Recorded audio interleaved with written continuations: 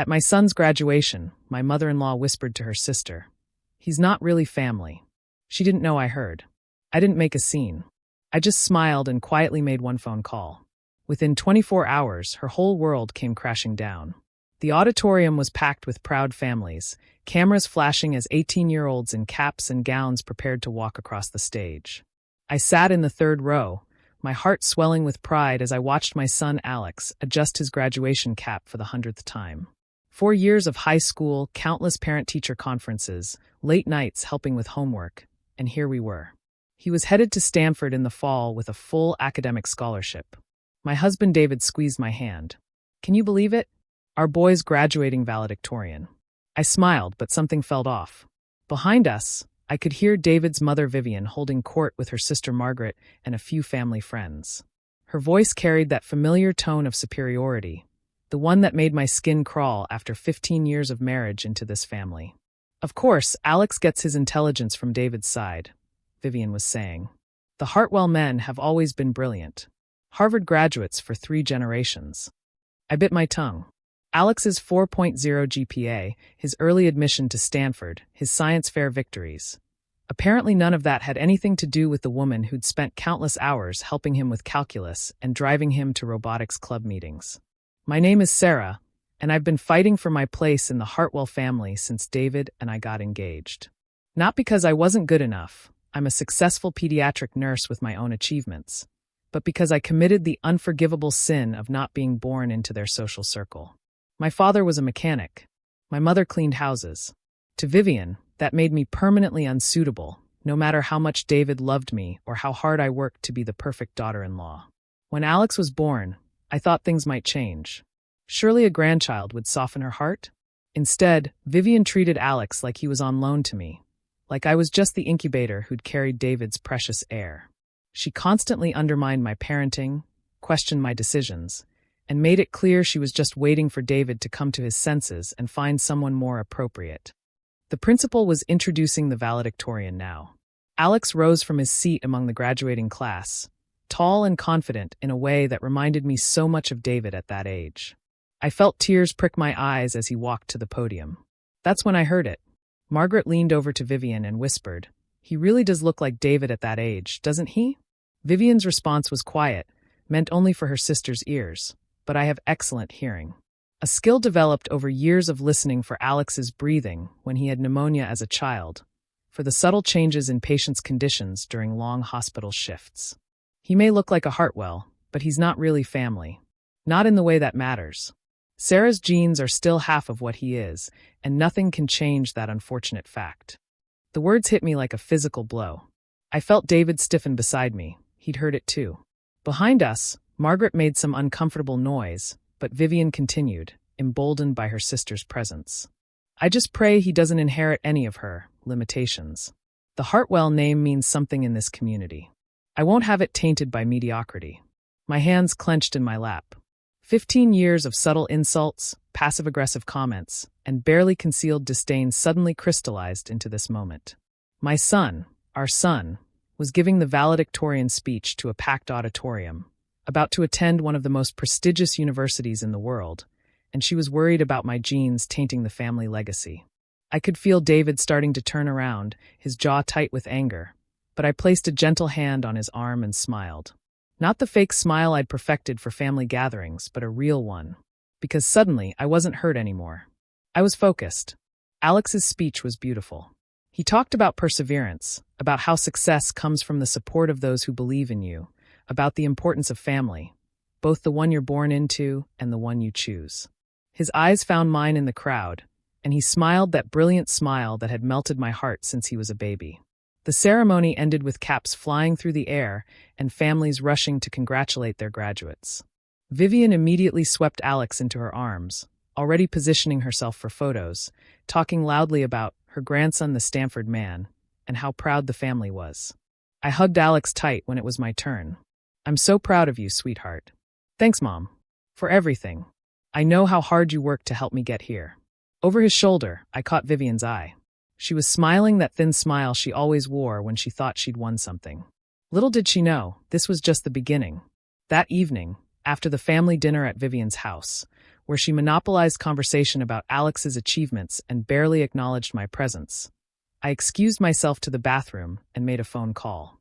Mrs. Henderson? This is Sarah Hartwell. I'm calling about the Henderson Foundation Scholarship Committee position you offered me last month. Patricia Henderson had been trying to recruit me for months. As head of nursing at Children's Hospital, I had a reputation in the medical community, and the Henderson Foundation needed someone with my background to help evaluate their scholarship applications. It was a prestigious volunteer position that came with significant influence in the community. Sarah, I'm so glad you're reconsidering. We'd be honored to have you on the board. I'm interested, I said quietly, but I want to discuss something specific. I understand the foundation has some influence over the Hartwell Medical Wing's annual funding review. There was a pause. Patricia was a smart woman who understood subtext. Yes, we do have considerable say in that process. The Wing's funding comes up for renewal every 3 years. In fact, that review is scheduled for next month. I see. And I assume the foundation takes community reputation and family values into account when making those decisions. Absolutely. We can't have our name associated with anything questionable. I smiled into the phone. Then I'd very much like to join the committee. I think I could provide valuable insights into community character. The next morning, I started making calls. Not angry calls, not emotional outbursts. Just quiet, professional conversations with the right people. First, I called David's colleague Dr. Martinez, who sat on the hospital's board of directors. We'd known each other for years through hospital functions, and he'd always respected my clinical judgment. Sarah, good to hear from you. How's Alex doing with his Stanford preparations? Wonderfully, thank you. Actually, I'm calling about something else. I'm joining the Henderson Foundation Scholarship Committee, and I wanted to get your perspective on family dynamics and their impact on institutional partnerships. It was a careful conversation, full of professional language and diplomatic phrasing. But Dr. Martinez was no fool. By the end of our talk, he understood that there might be some concerning family dynamics affecting the Hartwell name's reputation in the community. Next, I reached out to Jennifer Walsh, president of the Junior League, where Vivian had held the position of social chair for 8 years. Jennifer and I had worked together on several charity fundraisers, and she'd seen firsthand how Vivian treated people she considered beneath her station. Sarah, I've been meaning to call you. Alex's valedictorian speech was incredible. You must be so proud. I am, thank you. Jennifer, I need to ask you something confidential. Has there ever been any discussion about membership standards and how current board members represent the organization's values? Another careful conversation. Another seed planted. I made 6 calls that morning. Hospital board members, charity organization leaders, country club committee chairs. People who'd watched Vivian's behavior over the years, who'd seen how she treated service staff, who'd witnessed her subtle but consistent cruelty toward anyone she deemed socially inferior. I didn't have to lie or exaggerate. I simply reminded them of what they'd already observed. By Tuesday afternoon, David called me at work, his voice tight with confusion. Sarah, something strange is happening. Mom just called, hysterical. The hospital board is reviewing the Hartwell Wing's funding status. The Henderson Foundation is questioning whether the family name still represents the values they want to promote. And somehow, the country club is suddenly interested in reviewing all board positions for their alignment with club standards. I kept my voice carefully neutral. That does sound concerning. What do you think brought this on? I have no idea. Mom's convinced someone's orchestrating a campaign against her, but that's impossible. Who would have that kind of influence? I made sympathetic noises and promised to see what I could find out. That evening, Vivian showed up at our house unannounced, something she'd never done in 15 years of marriage. Her perfectly styled hair was disheveled, her usually immaculate makeup smudged with tears.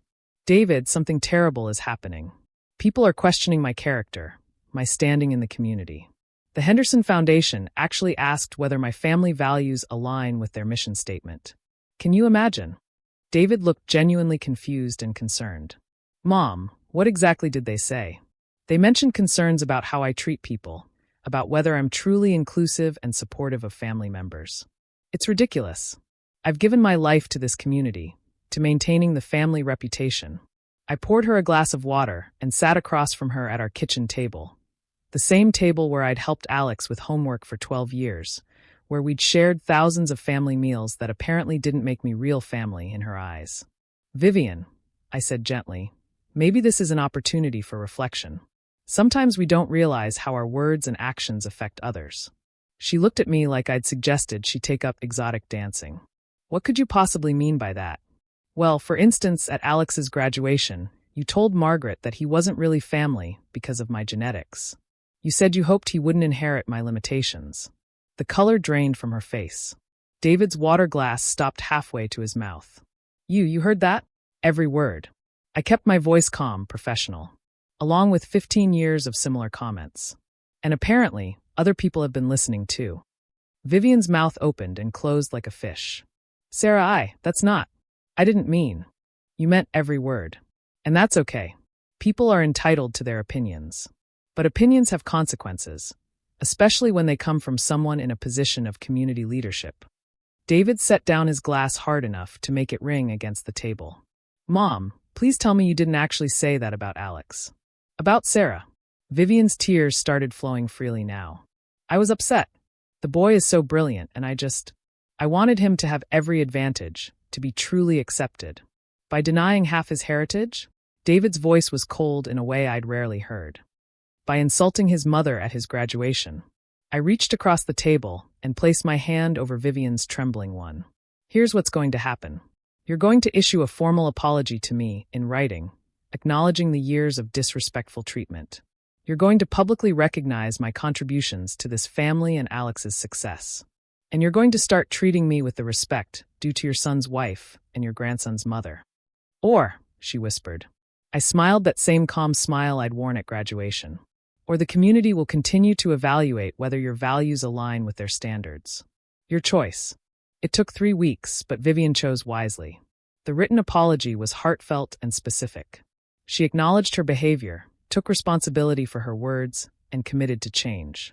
She made public statements at 2 charity events about how proud she was of her daughter-in-law's achievements and dedication to family. The Henderson Foundation renewed the Hartwell Wings funding with a commendation for the family's commitment to inclusive values. Vivian kept her positions with the Junior League and Country Club, but with a newfound understanding of how accountability works. Most importantly, she started treating Alex like what he'd always been, her beloved grandson whose success belonged to him and him alone, regardless of whose genes contributed to it. At our family Christmas dinner that year, Vivian stood up to give a toast. To Alex, she said, who represents the very best of both sides of his family. And to Sarah, whose love, dedication, and strength helped shape him into the remarkable young man he's become. She looked directly at me. He's family in every way that matters, and so are you. I raised my glass and smiled. Thank you, Vivian. Family is indeed what we make it. David squeezed my hand under the table. Later that night, he asked me how I'd managed to orchestrate such a complete change in his mother's behavior. I didn't orchestrate anything, I told him truthfully. I just reminded the community of what they'd already seen. Sometimes people need accountability to become their better selves. Alex graduated from Stanford summa cum laude 4 years later. At his graduation, Vivian sat beside me and whispered, "Look at him. So brilliant, so accomplished. Just like his mother."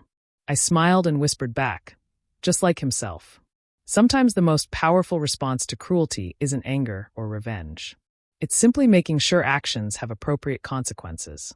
When people show you who they are, believe them, but also make sure the world sees it too. Did I go too far or not far enough? Let me know in the comments below, and don't forget to subscribe for more stories like this.